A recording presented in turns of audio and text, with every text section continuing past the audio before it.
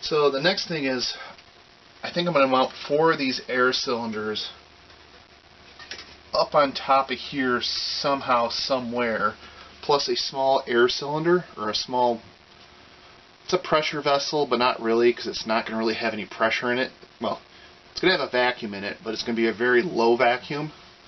So I'm thinking just a chunk of PVC pipe, just a reservoir, because I'm going to have this, over a meter of tubing from this head all the way down to where the vacuum pump lives underneath the machine. So just a local reservoir, so when you go to pick something, it can suck out of the reservoir to get the part picked up real quick, and then the pressure can be evacuated again while it's moving.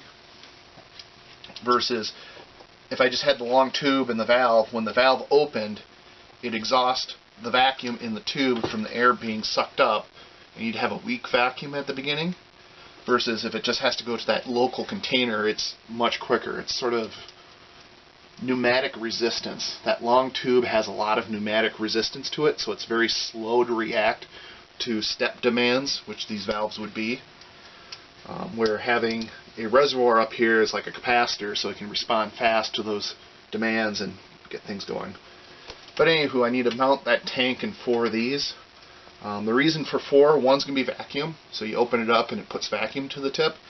The other one's going to be vent/pressure. So you open it, either I hook it to atmosphere, just leave the end open, in which case it's a vent, or I may put a light pressure into it, just so I can puff the parts off the tip. So if I run into parts that are sticky to the tip of the thing and the paste isn't able to pull them off repeatedly, I can go poof and push the part off the tip as I'm retracting the tip. So electrically, mechanically, they're exactly the same. It's just whether I hook an air pump to the end of that one or not. So I got these 2 out of a Keurig, and I happened to be quite a while ago. I happened to be at my favorite surplus store up in the city's Axeman, and I found these. I was like, oh, little water air valves. Those would always be useful, so I grabbed them. If you happen to look, man, that looks pretty similar. So I'm guessing somehow someone up in the city's got a whole snot load of Keurigs or something similar, took them apart, chopped the valves off, and sold them as surplus to Axeman, who then resold them, because they had a whole bin of these. So unfortunately, I don't have 4 of these, I only have 3, so I have to use 3 of these, 1 of these, 2 of these, 2 of these. I have this odd one out, which I'm not going to use because the core is actually removable. So I want to see what's in one of these. So that's just a standard electromagnet. And then here's the core. So there's a magnet. Magnet. Yeah, I can feel the core in there. I can't actuate it.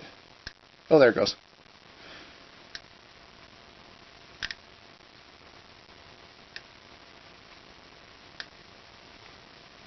So if you hear that click, that's that core moving in and out. It's spring-loaded against a seat in here. I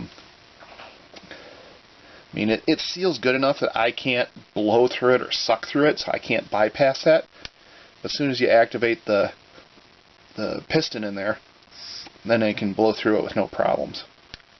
So, just kind of an interesting one that it comes apart. You got a metal assembly with a spring in it, some sort of seal right there.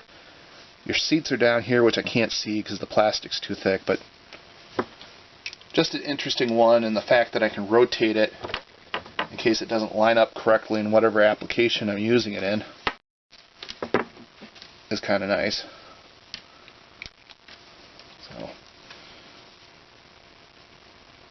won't use that one, we'll use the other ones.